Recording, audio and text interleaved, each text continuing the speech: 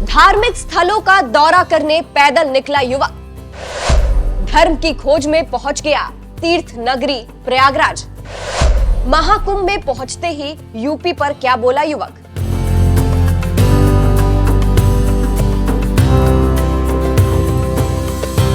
नमस्कार, मैं हूं आपके साथ सृष्टि श्रीवास्तव। दिल में आस्था लिए सनातन धर्म का परचम लहराए आपने ऐसे कई लोगों के बारे में सुना होगा जो धर्म के लिए बहुत कुछ कर जाते हैं। ऐसे ही आज हम आपको एक व्यक्ति से मिलवाएंगे जिन्होंने अपने दृढ़ निश्चय से दुनिया को हैरान कर दिया है। एक ऐसा व्यक्ति जिसने प्रण लिया है कि अब मैं कई धार्मिक स्थलों में पैदल ही यात्रा करूंगा। इनका नाम है सीताराम सोनी। जब हमारे सहयोगी चैनल ने उनसे बात की तो उन्होंने क्या कुछ कहा, सुनिए। लाइफ में ट्रैवल ही किया है।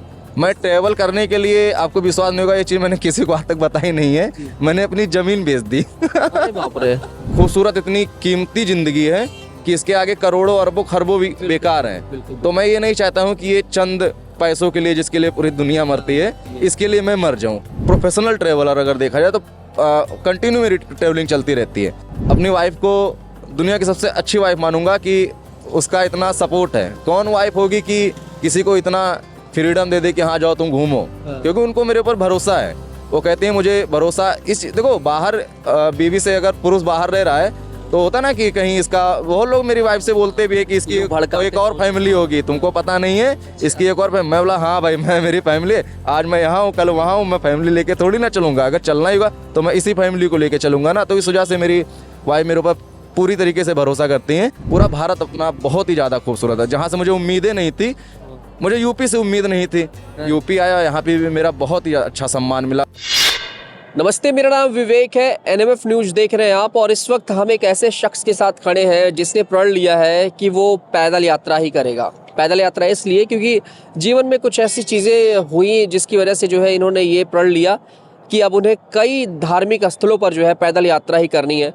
महाकुंभ मेले की कवरेज के दौरान ये मुझे एक मंदिर के सामने मिले और उसके बाद हमने सोचा कि क्यों ना इनकी इस जर्नी के बारे में थोड़ा जाना जाए, क्योंकि ऐसे लोग जो है बहुत कम ही मिलते हैं और कुछ अनसुनी और अनकही कहानी होती है। ऐसे में ये जानना ज़रूरी है। सारी बातें, सारी कहानी ये खुद अपने मुख से बताएंगे और जानने की कोशिश करेंगे कि आखिरकार कैसी रही ये जर्नी, कितना लंबा सफ़र रहा और कितने वर्ष हो गए इस जर्नी को। बातचीत की शुरुआत करते हैं। क्या नाम है आपका? मेरा नाम भैया सीताराम सोनी है। कहाँ से हैं आप? मेरा घर अयोध्या से 25 किलोमीटर पड़ता है। एक वजीरगंज नाम का छोटा सा मार्केट है, वहीं पे मैं रहता हूँ। ठीक है, तो सबसे पहले ये बताओ कि कितनी उम्र होगी आपकी? मेरी उम्र इस समय 34 या 35 के आसपास। 34 या 35 के आसपास। हाँ। ठीक है, क्या करते हैं वैसे? अगर बात की जाए आपके जीवन का क्या अध्याय है, क्या मतलब है? देखो, अध्याय मैं अगर पूरी बातें बताऊंगा तो आपका ये वीडियो शायद 2, 3, 5, 6 घंटे का भी हो सकता है। हाँ। मैं लॉकडाउन के बाद से मेरी ज़िंदगी का एक नया चैप्टर शुरू हुआ। तो घूमने में मेरी इच्छा थी, हर कोई घूमना चाहता है अपनी ज़िंदगी में। तो फिर मैं केदारनाथ गया जी। मैं बाइक से केदारनाथ गया। तो जब मैं केदारनाथ गया, वहाँ पे दर्शन किया, तो मुझे पहले कोई महत्व नहीं पता था कि मैं ये भाई मंदिर हर जगह पूरे भारत में कहीं भी आप चले जाओ, मंदिर आपको, मस्जिद, हर एक चीज़ मिलेगी। लेकिन जब मैं केदारनाथ गया तो वहाँ पे मुझे कुछ ऐसा मिल गया, वो मुझे पता भी नहीं मुझे क्या मिला। लेकिन फिर उसके बाद से मेरी ज़िंदगी एक हिसाब से बदल गई, जिससे मैं संतुष्ट हूँ। पर्सनली लाइफ अगर देखा तो मैं संतुष्ट हूँ, बाकी सामाजिक रूप से मैं असंतुष्ट हूँ। अगर मैं लेकिन मैं सोचता ही नहीं हूँ सामाजिक रूप से, क्योंकि समाज से क्या होता है, मतलब देखो वो भी सही है, हर किसी को एक उम्मीद रहती है, लेकिन जो अपना है, जैसे मेरी फैमिली है, वो संतुष्ट है। फिर इस वजह से मुझे और लोगों के बारे में सोचने का इतना टाइम नहीं है। मैं सारा टाइम अपना देता हूँ अपने सनातन धर्म को जानने के लिए ही मैं अपनी यात्रा करता हूँ। हालांकि मैं धर्म ये हिंदू मुस्लिम नहीं मानता हूँ, सारे अपने हैं, हर कोई अपना है। मैं अगर कोई मुस्लिम का ईदगाह पढ़ाया और वहाँ भी जाता हूँ, मैं अजमेर भी गया हूँ, ऐसा नहीं, मैं अजमेर भी गया हूँ, हर जगह जाता हूँ, एक अपने नज़रिए से जाता हूँ, ऐसा है। तो मैं अपने धर्म को एक गहराई से जानने के लिए फिर मैंने अपना भ्रमण करना शुरू किया, जिससे मैं एक ऐसे ज्ञान की शायद मुझे प्राप्ति हुई जो चीज़ मैं ही महसूस कर सकता हूँ।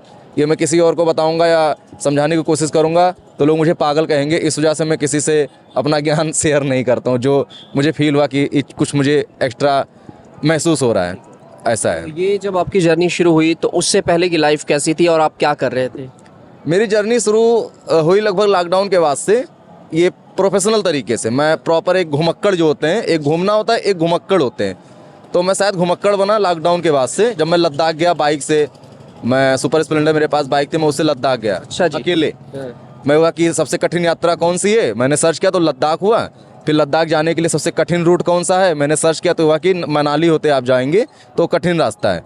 फिर मैं हुआ अकेले जाऊंगा और कठिन वाले रास्ते से जाऊंगा। तो वो जो भगवान राम थे ना, कि उनको किसी ने बताया था कि आप इस रास्ते से जाओगे तो राक्षसनी आपको नहीं मिलेगी, तो वो उसी रास्ते से गए जिस रास्ते से उनको राक्षसनी मिलनी थी। तो वही सोच के मैंने मनाली वाला रूट लिया, तो मैं लद्दाख गया। फिर लद्दाख से कश्मीर, वो मेरी यात्रा थी लगभग 5000 किलोमीटर की मोटरसाइकिल से, बाइक से। हाँ बाइक से ही। लॉकडाउन के बाद की कहानी है ये। हाँ ये लॉकडाउन के बाद की कहानी है। तो हाँ। आपने जो है अपने लाइफ में ज़्यादातर करके ट्रैवल ही किया है।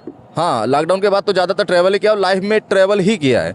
मैं ट्रैवल करने के लिए, आपको विश्वास नहीं होगा, ये चीज़ मैंने किसी को आज तक बताई नहीं है, मैंने अपनी ज़मीन बेच दी। अरे बाप रे। मतलब एक बहाना था, कुछ ऐसा रीजन था, फैमिली मैटर हर किसी की लाइफ में होता है, लेकिन मेरा जो पर्सनल है ये मैं एक पाप की बात बता रहा हूँ, ये मेरे फैमिली को भी नहीं पता है। मैंने अपनी ज़मीन बेच दी, हालांकि उसको मैंने लिया था लगभग 3.5 लाख रुपए का और उसको उन्होंने 16 लाख रुपए की बेची। ऐसा नहीं है, डील अच्छी थी। मैं बस भगवान मुझे ऐसे ही वो मेरा पुश्तैनी ज़मीन नहीं थी कि मैं उसको बेच के फिर होगा कि बात, हाँ खुद के दम पे ही बनाए थे।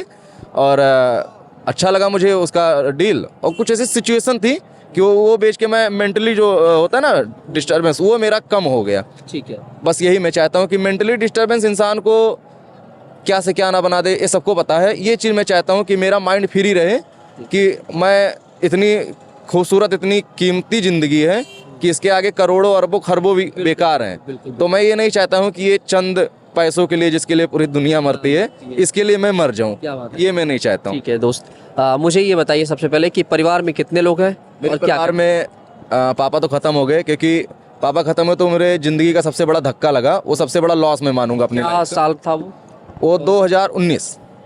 हाँ लॉकडाउन शायद 2020 में लगा है। हाँ तो वो मैं अपनी ज़िंदगी का सबसे बड़ा लॉस मानता हूँ, उससे बड़ा लॉस मेरी लाइफ में हो नहीं सकता है। फिर वह कि यार ज़िंदगी में कुछ है नहीं, क्योंकि वो अचानक से ख़त्म हुए ना, कुछ उनको दिक्कत भी नहीं थी। तो मैं उस समय भी घूम ही रहा था, उज्जैन महाकालेश्वर में था। मैं लाइन में लगा हुआ था, घर से फ़ोन आया कि पापा ख़त्म हो गए। तो भाई अगर कोई घूमने जा रहा है, उसके फैमिली में किसी की तबीयत खराब तो घूमने तो जाएगा नहीं। तो मैं उस समय मुझे ये चीज़ फील हुआ, मैं आपको आज पर्सनली बता रहा हूँ, ये मैं आज तक किसी से शेयर नहीं किया, कि ज़िंदगी में कुछ नहीं है। अचानक से आपको बैड न्यूज़ और अचानक से आपको सैड न्यूज़ दोनों मिल सकता है, ज़्यादा उसमें डिफरेंस नहीं होता है। तो फिर उसके बाद से मैंने ज़िंदगी को जीने का जो एक जरिया मुझे मिल गया कि ज़िंदगी में कुछ नहीं है, दुनिया देखो, फैमिली भी देखो। ऐसा नहीं, मैं ये जो साधु लोग होते हैं, घर छोड़ के अपना गेरुआ कपड़ा पहन लिए, फिर उनको लोग बाबा बोलने लगते हैं, उनके पीछे दुनिया मरने लगती है, मैं उनको साधु नहीं मानता हूँ। साधु का मतलब ये होता है कि आपकी जो जिम्मेदारियाँ हैं, वो चाहे सामाजिक हो या पारिवारिक हो, इसको आप साथ में लेके चलो, कोई आपसे असंतुष्ट ना रहे। उसी को साधु, उसी को भगवान बोलते हैं। राजा रामचंद्र जी क्यों उनको बोलते थे कि रामराज? रामराज मतलब आज भी रामराज है, आप उसको फील करोगे तो रामराज ही है। आपकी जनता आपसे खुश है, आप सबसे अच्छे राजा हो गए, आपकी फैमिली खुश है, समाज खुश है। आप ऐसा कोई काम ही मत करो कि जिससे किसी को नुकसान हो, किसी को तकलीफ हो। तो आप राजा हो, आप साधु हो, आप परिवार के सबसे अच्छे सदस्य हो, मेरा ये मानना है।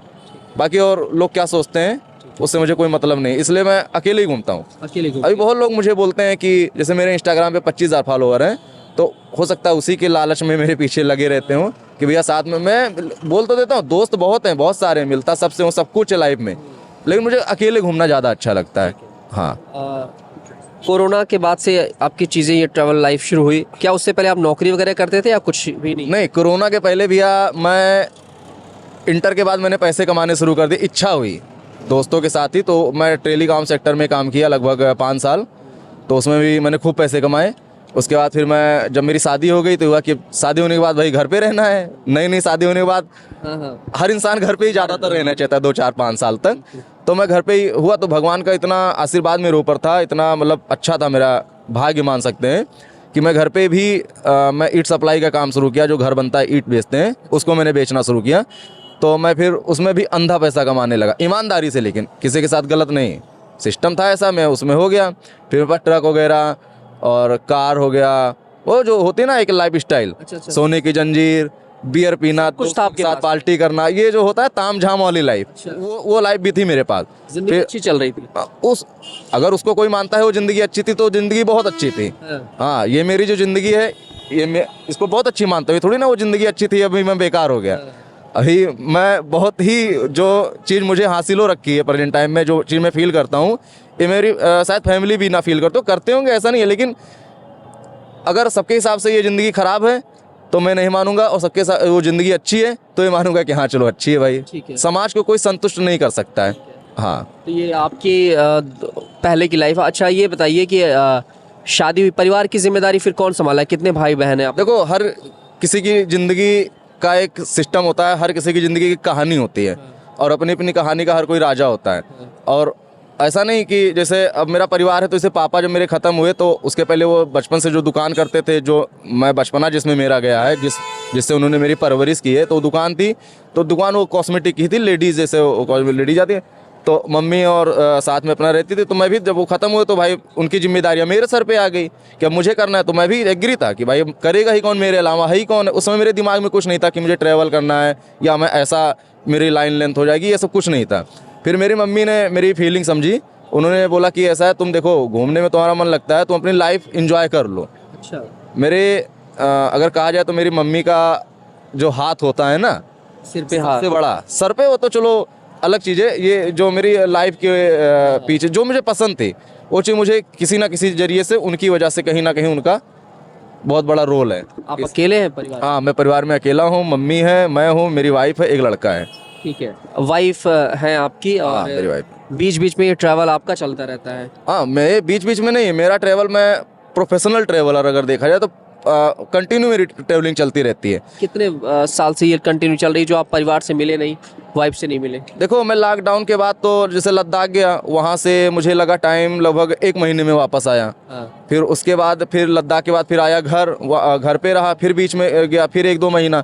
लेकिन ये पिछले 2 साल से ये लगभग कंटिन्यू ही चलती है। अच्छा। हाँ, और मैं अपनी वाइफ को दुनिया की सबसे अच्छी वाइफ मानूंगा कि उसका इतना सपोर्ट है। कौन वाइफ होगी कि किसी को इतना फ्रीडम दे दे कि हाँ जाओ तुम घूमो, क्योंकि उनको मेरे ऊपर भरोसा है।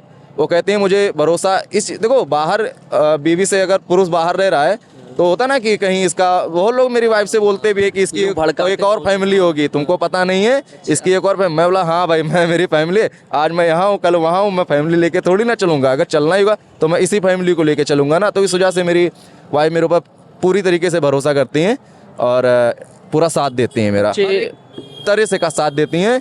जब मेरा सामाजिक रूप से जो अच्छी लाइफ जिसको लोग मानते हैं, उस समय जो इन्वेस्ट था, जो जिसकी वाइफ इस तरह से होती है कि जो बचा बचा के इन्वेस्ट सेव करती है ना, जो सेविंग मनी जिसको कहते हैं, वो मनी आपके बुरे वक्त में सबसे ज़्यादा काम आती है। ठीक है। हाँ, तो सेविंग्स जो है वो आपकी पत्नी कर रही हैं, माँ कर रही हैं एक तरीके से, और वहाँ से पैसे वैसे बैलेंस जो है थोड़ा बहुत मिलता रहता है? बाकी मेरा सोर्स ऑफ इनकम है, जब केदारनाथ जी का कपाट खुलेगा, जब केदारनाथ की यात्रा शुरू होती है तो उसके मैं उस 6 महीने कार से घूमता हूँ। अच्छा। हाँ, और इस 6 महीने में पैदल घूमता हूँ। अच्छा अच्छा। हाँ, मतलब मैं नीचे और ऊपर दोनों चीज़ कंपेयर करता हूँ एक ही साल में। अच्छा। तो जब केदारनाथ घूमता हूँ तो वहाँ से मुझे थोड़ी अर्निंग हो जाती है। जैसे लोग आते हैं घूमने तो उनको मैं ट्रैवल कराता हूँ अपने साथ में, क्योंकि मैं घूमते घूमते, घुमक्कड़ होगा तो घुमक्कड़ को सब कुछ पता रहता है। ये बताइए कि अभी कितने यात्राएं पूरी कर चुके हैं और किन किन ज्योतिर्लिंग पे आप मेरे 11 ज्योतिर्लिंग और 3 धाम हो गए हैं। 3 धाम? हाँ। हम कौन कौन से? धाम जैसे ये जो भारत वाला धाम बोला जाता है, तो इसमें मेरा जगन्नाथपुरी हो गया है, और ये आपका रामेश्वरम हो गया। फिर मैं द्वारका भी कर लेता, सोमनाथ में था, द्वारका भी कर लेता, लेकिन मैं इसलिए नहीं किया कि दोबारा फिर आने का पास मेरे लिए वजह रहे कि द्वारका भी जाना है, इसलिए फिर मैं गुजरात जाऊँ। बाकी बद्रीनाथ हो गया, और सारे मतलब जितने भी 12 ज्योतिर्लिंग से 11 ज्योतिर्लिंग मेरे हो रखे हैं। अभी आगे क्या जने, अभी लास्ट जो 6 मंथ ये आपका पैदल यात्रा जो चल रहा है, आपकी जो पैदल यात्रा है, इस पैदल यात्रा में जो है कितने किलोमीटर अप्रॉक्स रन कर चुके हैं, और अभी फिलहाल प्रयागराज में जो आप आए हैं कहाँ से आना हुआ है? मैं प्रयागराज आने से पहले लास्ट टाइम मैं उज्जैन में था, उज्जैन महाकालेश्वर। तो वहाँ से हुआ कि मुझे जो पता था कि 23 फरवरी को, मुझे जानकारी थी 23 फरवरी को, लेकिन जब पता चला 13 जनवरी से ही स्टार्ट है। हाँ, 13 जनवरी, मैं 13 फरवरी मुझे पता था, तो 13 जनवरी जब पता चला तो मैं महाकालेश्वर सीधा फिर अपने उत्तर प्रदेश आ गया। तो जब यहाँ आए तो हुआ कि पहले चलो घर चलते हैं, क्योंकि ठंडी आ गई तो ठंडी का मुझे सेटअप बनाना था। तो फिर मैं ठंड का सामान लेने घर गया, अपना 10 दिन में घर पे रहा। फिर अभी मैं आ गया कुंभ आ गया, पूरा महीना कुंभ में रहूँगा। इसके बाद फिर यहाँ से उड़ीसा जाऊँगा, उड़ीसा से फिर पश्चिम बंगाल और उधर नॉर्थ ईस्ट। अभी उधर नॉर्थ ईस्ट मेरा नहीं हुआ है। और पैदल ही?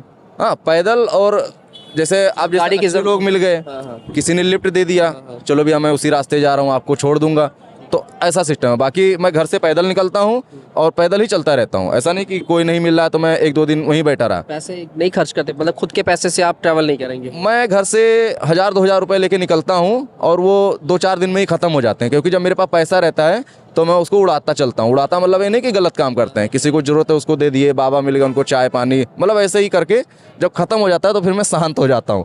फिर मैं देखता हूँ दुनिया अपनी है पराई है, दुनिया बहुत अच्छी है। अपना भारत देश ऐसे ही नहीं महान कहेगा। आप कभी यात्रा करना, तब आपको पता चलेगा कि अपना भारत देश महान क्यों कहा जाता है। भारत अपना महान है। ठीक है। खाने पीने से लेकर रहने की व्यवस्था जो है, चीज़ की कमी कोई भी, मैं बहुत ट्रैवल आप देखे होंगे वो रोते गाते हैं कि आज मुझे खाना नहीं मिला, आज मुझे ये दिक्कत हुई, तमिलनाडु गया मुझे ये दिक्कत हो गई। मुझे भारत घूमते हुए 2 साल हो गया और लगभग 80% तो मतलब एक पॉइंट टू पॉइंट अगर देखा जाए तो घूम ही लिया हूँ, लेकिन कहीं कोई दिक्कत नहीं हुई खाने पीने रहने की। अब ऐसा तो नहीं कि आप रिश्तेदार में गए दोपहर में शाम को, किसी दिन मुझे 1-2 दिन हुआ खाना नहीं मिला, लेकिन उसके लिए मेरे पास उन्हीं लोगों के जरिए बैकअप भी रहता है। अच्छा। हाँ, तो मैं किसी प्रदेश को नहीं कहूँगा कि ये ख़राब है ये अच्छा है। पूरा भारत अपना बहुत ही ज़्यादा खूबसूरत है। जहाँ से मुझे उम्मीदें नहीं थी, मुझे यूपी से उम्मीद नहीं थी, यूपी आया, यहाँ पे भी मेरा बहुत ही अच्छा सम्मान मिला जो मुझे मिलना चाहिए, जिसका मैं मेरी जो दिनचर्या है उसमें वो शामिल है, वो मुझे पूरा मिला।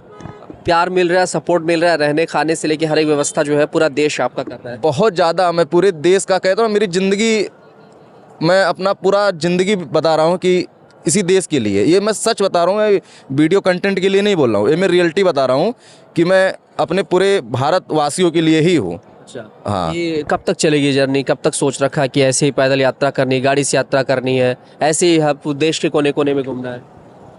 कुछ ऐसा लक्ष्य है जिसको मुझे भी नहीं पता है, जो मुझे भी नहीं पता है। अच्छा। उसी लक्ष्य के लिए मैं घूम रहा हूँ। और मैं क्यों घूम रहा हूँ, उसका क्या लक्ष्य नहीं है, ना मेरा पैसा कमाने का लक्ष्य है, ना फेम पाने का लक्ष्य है। फेम पाना होता तो मैं 12 ज्योतिर्लिंग की पैदल यात्रा किया, मेरे पास बहुत फॉलोअर हो जाते, तो उसके लिए मैं उस हिसाब से कंटेंट भी बनाता है ना, लोगों को दिखाता, सिंपैथी के लिए तमाम तरीके की वीडियो बनाता। मैं ऐसा कोई मेरा वीडियो नहीं है कि आप देखोगे कि मैं सिंपैथी या पब्लिसिटी के लिए मैंने किया है। लेकिन जो लक्ष्य है वो मुझे भी नहीं पता है। बस इतना है कि मैं देश के लिए ही कर रहा हूँ, जो कुछ कर रहा हूँ देश के लिए कर रहा हूँ। अधिकतर लोग इस समय जो है अपने सोशल मीडिया फॉलोअर्स बढ़ाने के लिए, यूट्यूब के से अर्निंग्स के लिए करते हैं। हाँ। लेकिन आपका ऐसा कोई पर्पस नहीं है, आपका सिर्फ मतलब ये है कि आप देश के लिए कर रहे हैं, खुद की इच्छा से कर रहे हैं, खुद के मन की सुन रहे हैं। आप क्या करना है मुझे ये भी नहीं पता है। अभी पीछे एक भाई थे, वो भी अपना वो जो बाबा लोगों का इंटरव्यू ले रहे थे, सांप था, वो नागा बाबा थे, नंगे थे, तो उनको एकदम से वो इतना डिस्टर्ब कर दिए कि वो लास्ट में वो लाठी लेके भगाने ही लगे। तो मैंने उनसे बोला भी, मेरे पास इत्तेफाक से वीडियो भी रिकॉर्ड हो गया, तो मैंने उनसे बोला कि यार भाई किसी को इतना परेशान क्यों कर रहे हो, कंटेंट है तो कंटेंट अपना हो गया, काम खत्म। अब उनके तुम एकदम घुसे जा रहे हो, अब उनसे तुम क्या पूछ रहे हो, खुद ही ऑलरेडी नंगे हैं, अब नंगे के पास क्या ही रहेगा बताने के लिए, वो पहले से नंगा है। ठीक है। तभी लोग परेशान, मतलब अपने कंटेंट के लिए इतना परेशान करते हैं कि सामने वाला फिर बदतमीजी पे ही आ जाए। ठीक है। तो ये चीज़ मैंने नहीं किया, नहीं तो आज शायद मेरे भी होते कुछ, नहीं तो लाखों फॉलोअर्स। हाँ, लाखों तो हो ही जाते, आराम से हो जाते, वो हो भी जाएंगे। मुझे जो जेन्युइन है वह मैं चाहता हूँ जो मुझे मिले, मेरी चाहे रिलेशन के हों, चाहे वो सामाजिक हों, चाहे दोस्त यार हों, जो मुझे मानते हों। ये नहीं कि मेरे कंटेंट को कि मतलब बस ऐसे ही दिखावा के लिए। मेहनत और आपके संघर्ष मुझे समझने वाले, हाँ मुझे समझने वाले मुझे मिले, बाकी और लोगों से भैया राम राम, दूरी। ठंड नहीं लग रही आपको? हाँ, मेरे पास सारा कुछ है। अच्छा, किसी चीज़ की कमी नहीं है, घर से लेके आपके पास अगर रहने का घर नहीं है तो मेरे पास है, आप सो सकते हो मेरे साथ में। नहीं ठीक है भाई, थैंक यू। हाँ। तो ये अभी फिलहाल ये तय नहीं है कि कहाँ जाना है, किस तरह जाना है, क्या है, कुछ पता ही नहीं है। भारत घूमना बस चलता है, पहले अपना भारत देख लूँ, अपना भारत देखने के बाद फिर मैं श्रीलंका जाऊँगा, मेरा नेक्स्ट प्लान श्रीलंका है। अच्छा। उसके बाद फिर वर्ल्ड पे अपना धावा बोलना। वर्ल्ड टूर है? हाँ। तो लाइफ ऐसी बितानी है, ऐसी चलना है? बहुत खूबसूरत लाइफ है ऐसी। अच्छा। आप कभी इत्तेफाक से ऐसी हो जाती है लाइफ, तो इससे खूबसूरत लाइफ कोई नहीं है कि आपकी फैमिली भी सपोर्ट में है। हाँ। मैंने जो होता है बैलेंस अगर आपका बन गया, ठीक है। भगवान का आशीर्वाद रहता है तभी बैलेंस बनता है, नहीं तो इंसान या तो उस पार रहता है या तो इसी पार रहता है। ठीक है। हाँ। चलिए बस एक सवाल और रहेगा मेरा कि सवाल आप जितने करना बस चाहो कर लो, नहीं नहीं वीडियो नहीं पे नहीं ध्यान नहीं दे। बस एक सवाल और रहेगा, आखिरी लंबी हो जाएगी वीडियो। बहुत ज्यादा। हाँ, तो ये कह रहा हूँ कि जैसे अभी आपका बच्चा है, ठीक है, आपकी वाइफ है, तो ऑन कॉल ही बात होती होगी, और बाकी उनका भविष्य जो है किस तरीके से कैसे जाएगा, क्या उस चीज़ को लेकर के दिमाग में कुछ नहीं चल रहा है? देखो, मैं महादेव के अलावा संसार में कुछ नहीं मानता हूँ। हालांकि मैं सिर्फ एक आदर्श शक्ति को मानता हूँ, और उस आदर्श शक्ति को मैं महादेव के रूप में देखता हूँ। मेरे साथ जो होता है सब बेस्ट से बेस्ट होता है, तो इसलिए मैं भविष्य का ज़्यादा कुछ सोच ही नहीं रखा हूँ कि मुझे क्या करना है। बस जिसका जो ड्यूटी है, जो मेरा फ़र्ज है, वो मैं बखूबी निभाऊंगा। बाकी तो भगवान महादेव के हाथ में है, सब कुछ अच्छा ही होता है मेरे साथ हमेशा। अभी से नहीं, मैं आजमा चुका हूँ, और आने वाला भविष्य भी मेरा बहुत ही ज़्यादा अच्छा है, इतना ये भी मुझे पता है। अयोध्या से प्रयागराज पैदल आना हुआ आपका? नहीं, मैं ट्रेन से आया, ट्रेन से आया। क्योंकि मैं घर से रात में निकला था। ठीक है। हाँ। अभी यहाँ फिर जो है हाँ, प्रयागराज पैदल घूमेंगे, फिर यहाँ से जब जाएंगे तो अपना आगे की जर्नी ऐसे ही, मैं जिधर मन करता है उधर ही चला जाता पता हूँ। नहीं, ठीक है। कुछ नहीं पता है। एक बार ज़रा दिखाइए किस तरीके से। Please do not disturb, I am sleeping. ठीक है जी। श्री केदारनाथ जी के भंडारा हेतु 4 धाम 12 ज्योतिर्लिंग संपूर्ण भारत पैदल यात्रा, ये इनका पोस्टर है एक तरीके से, और इस पोस्टर के जरिए जो है पूरा ये यात्रा कर रहे हैं। तो ये अच्छी चीज़ है और अच्छी बात है। ऐसे बहुत सारी कहानी किससे नज़र आ जाएंगे, लेकिन इनकी कहानी थोड़ी हटकर है।